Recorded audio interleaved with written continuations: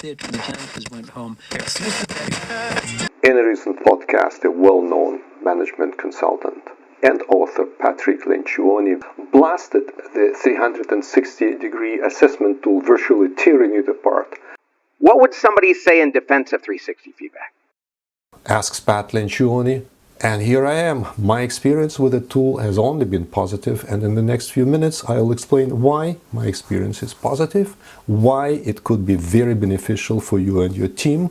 I will also share my lessons learned that will help you to get the most value out of the tool, and I will show you how to read the data, the actual data, using the data collected on one of the senior executives of a client of mine. I will also add a list of essential best practices that I'm using, and you can also read them on Collectiva.com if you search for A360 on the site. The multi-rater feedback method or 360-degree appraisal emerged in 1980s. It derives its name from collecting feedback from various sources, supervisors, peers, colleagues, reports, and quite often stakeholders from outside the organization, like clients and suppliers and so on. All together they offer a comprehensive view on an individual's performance. And here comes the first lesson learned about 360. It does not work as a performance review tool, especially if it is the foundation for the annual performance reviews, where the employees' past performance gauged across the organization, everybody is rating everybody, and the entire staff is force ranked as a result. First, annual performance reviews never work regardless of the tool. And second, if force ranking the staff is your weapon of choice with your employees, then this annual exercise will bring nothing, at best nothing than bad memories and deteriorating company culture. But the experience, the result of 360 will be reversed if it is used as a personal development instrument. It works especially well with select individuals, primarily managers, for leadership assessment and leadership development across all levels, from line managers all the way and including the CEOs. It is important to remember, though, that regardless of the application, 360-degree feedback is only a tool, and its effectiveness depends on the implementation, which means that its value, the value it will deliver, is intrinsically tied to the expertise and experience of the person administering it. Now, some good news. Administering 360-degree assessment is not rocket science as long as you follow the simple rules and best practices. And once again, here we're talking about using 360 as a leadership potential assessment and development tool. So rule number one and the cornerstone is confidentiality is key when implementing 360. Unless people feel safe and comfortable to open up about their colleagues, the results will be meaningless. Creating and maintaining this environment of confidentiality and safety throughout the entire process comes even before the second cornerstone, which is preparation. When the process is smooth and feels natural, the raters, colleagues that are requested to provide feedback, offer more information, and information is more valuable.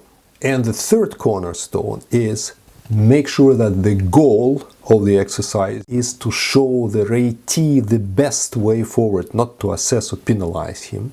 And the raters in turn know that they are helping their colleagues, and their candid and confidential feedback will not impact their own standing in the company or in the team. The 360-degree feedback process itself consists of three major steps. First, the ratee selects about 10 raters. They are his immediate peers, reports, managers with whom he interacted lately, and it's a good practice to get indirect managers, indirect reports, and people from outside the organization involved as well.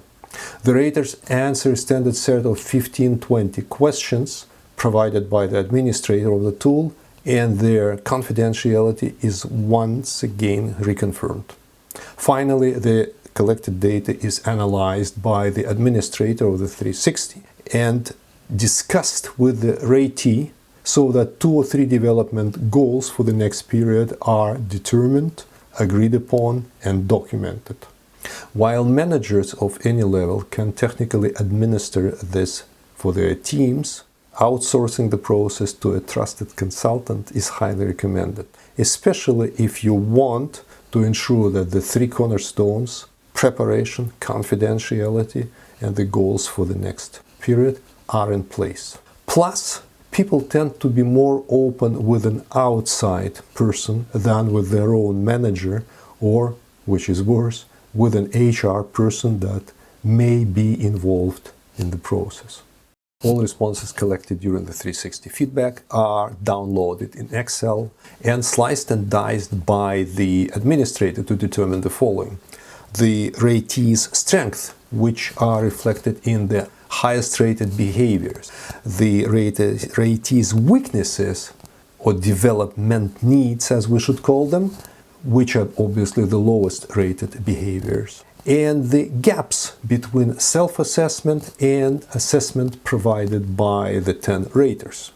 In general, and this is where the help of an external specialist could be very important, we should be looking for any inconsistencies in the feedback, any other anomalies and outliers.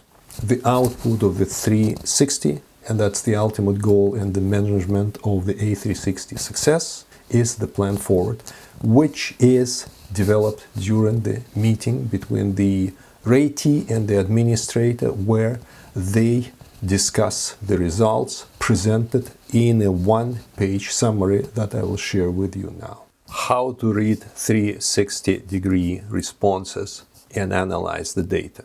How to interpret it in order to help the ratee to come up with the 2-3 main goals for the next period. Let's take a sample one-pager and look at it together. This is a real document, and it is a real senior manager, but of course the name has been changed. Here are the 20 questions, and here are the ratings from 360 degrees, plus the self-rating. The individual ratings are not shown, only the average from each category, and then below, overall averages across the three categories. Highlighted in green are the ratee's strongest ratings, in red the weakest. They can be easily seen, as well as the gaps between the two ratings, on this chart. Our manager John here considers himself to be a good leader, while neither his colleagues nor the manager are of the same opinion.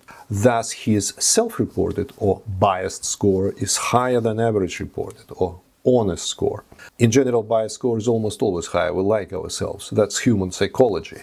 If your ratee reports a lower biased score, then he is either unsure of himself or trying to appear humble. Neither is a good sign. John's communication skills are rated the lowest by all, while his self-reported score is the lowest. This means that John has an area for improvement, but apparently already knows that he has to work on it, which is a good start, and that's why it shows green in the table. There are no significant discrepancies between ratings given by different raters categories, except perhaps for the ability to provide and quality of feedback that his reports receive. Maybe it's a good idea to discuss why his manager rates him the lowest, perhaps because John's manager sees that this deficiency doesn't help John's reports to improve their performance, while the reports are okay with this as long as John doesn't bother them too much.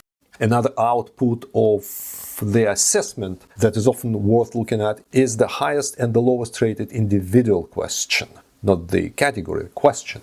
In the third column, you see a code associated with each question that allows to aggregate the ratings into the 5 categories. However, the outliers are interesting. In John's case, there are 2 low outliers that indicate his tendency to micromanage and, related to it, his inability to listen to others. As John is a real person, I confirm that he was indeed insufferable as manager. And now A360 has this area for improvement documented. The last but not the least, the form contains 2 open-ended bonus questions. The administrator puts the most popular responses into the one-pager, including what the ratee might have put in the form himself. Let's give John some credit here, as he seems to be aware of some of his problems. This open-ended question help their AT to come up with those 2-3 important goals for the next 6 to 12 months period, after which the assessment is repeated with the same methodology and the results are compared.